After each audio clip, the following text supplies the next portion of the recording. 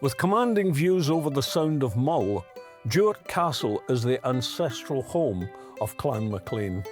The castle became a MacLean stronghold in the 14th century, was besieged by Roundheads, served as a government barracks and eventually fell into ruin. But in 1911 the MacLeans finally secured their family seat when the 16th chief bought back the castle. The Hunting MacLean is the oldest tartan for which there is documentary evidence. In 1587, Hector MacLean of Duart paid the few duty for lands on Islay with 60 ells of white, black and green cloth. A Scottish ell was just over 3 feet, about 37 inches, and was supposedly the measurement from the shoulder to the wrist via the elbow, with an inch or two added. The MacLeans are one of the oldest Scottish clans, famed for their great fighting skills and for the bravery of their warriors. And while we've heard quite a lot about the battles fought against the English, the fact that Scottish clans worked with the English when it suited them isn't mentioned quite so much. When Elizabeth I of England went looking for mercenaries to fight for her in Ireland, the MacLeans were obvious candidates for the job.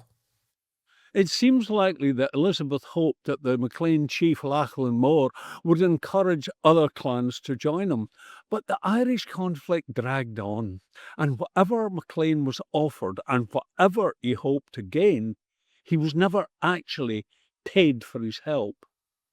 But the prospect of some money coming to Mull was restored when a survivor of the Spanish Armada was guided into Tobermory Bay. The ship had been blown off course and was spotted off Islay. The MacLeans guided it into harbour with the offer of fresh water. In the end, the Spanish ship was blown up, and there are endless suggestions as to who was responsible, from witches to a spy employed by Elizabeth who feared the Spanish were going to use the Western Isles as a foothold from which to attack England. The search for missing Spanish gold in Tobermory Bay continues. A few gold doubloons have been recovered, and it has become a pursuit that has occupied more than the MacLeans ever since. The MacLeods are believed to be descendants of the Norse king Olaf the Black of the Isle of Man and the Hebrides.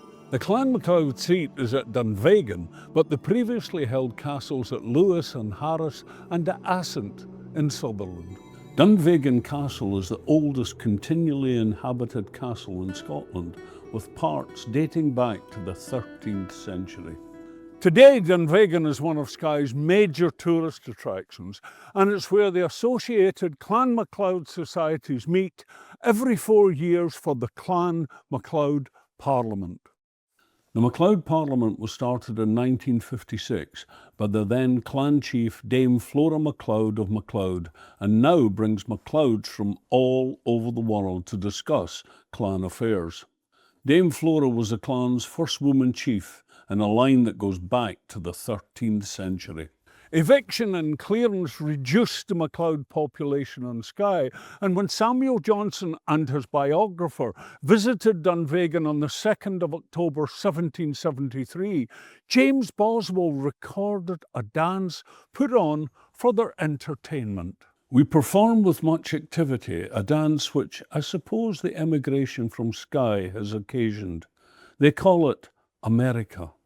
Each of the couples successively whirls round in a circle till all are in motion, and the dance seems intended to show how emigration catches till a whole neighbourhood is set afloat. Today, the Clan MacLeod families and sets have spread to every corner of the world, with hundreds of surnames from Abraham to Zubert associated with the clan. And a research study by University College London into Clan MacLeod genetics has shown there's good evidence to believe that the members of the clan tested predominantly shared the same common ancestor who lived around 1,000 years ago.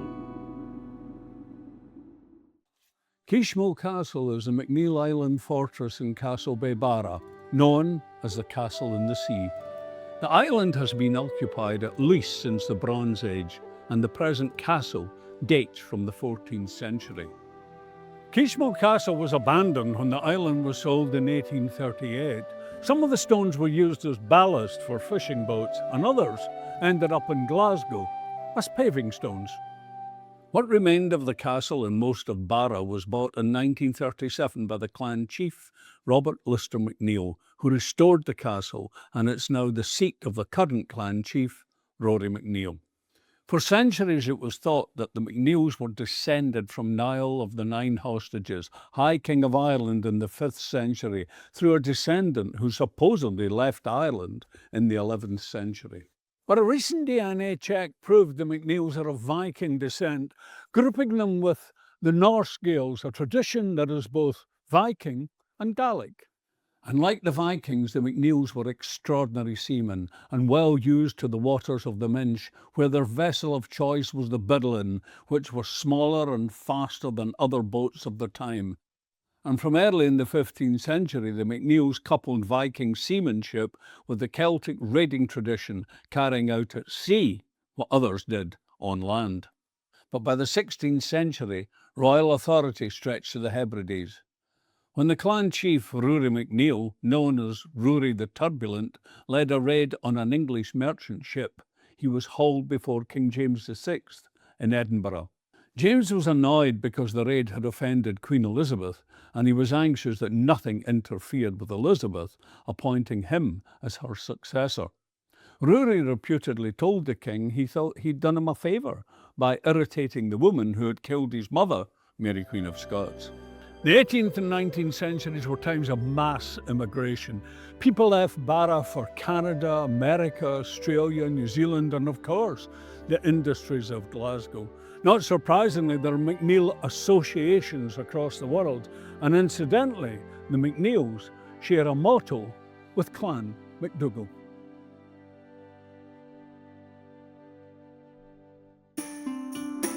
This is a story of a clan who originated in a tiny part of Scotland but have spread across the globe.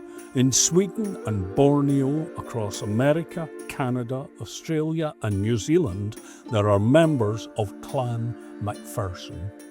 The Macpherson story has something of a religious beginning. It involves a group of smaller, less powerful clans who came together for mutual protection, as well as battles, feuds, and a lost fortune in Jacobite gold. And it takes place in one of the most beautiful parts of Scotland. It's a story of clan loyalty at a time of siege and danger following the Battle of Culloden, when government forces laid waste to huge parts of the Highlands. After the Jacobite defeat in 1745, the clan chief Ewan, known as Cluny Macpherson, escaped capture by government troops for 9 years, despite a reward of £1,000 being offered for his capture. And he hid in some notable layers like Cluny's Cave, an inaccessible cliff above Newton Moor, or Cluny's Cage, a hut on the slopes of Ben Alder, and at one point even held the horse of the officer who was looking for him. During the 1745 rebellion, Spanish gold was landed on the west coast of Scotland and taken to Loch Arkaig for safekeeping, but it disappeared. Cluny Macpherson was one of those delegated to look after the treasure, but others thought he helped its disappearance. He eventually disappeared himself when he escaped to France in 1755. James Macpherson was another local with something of a clouded reputation.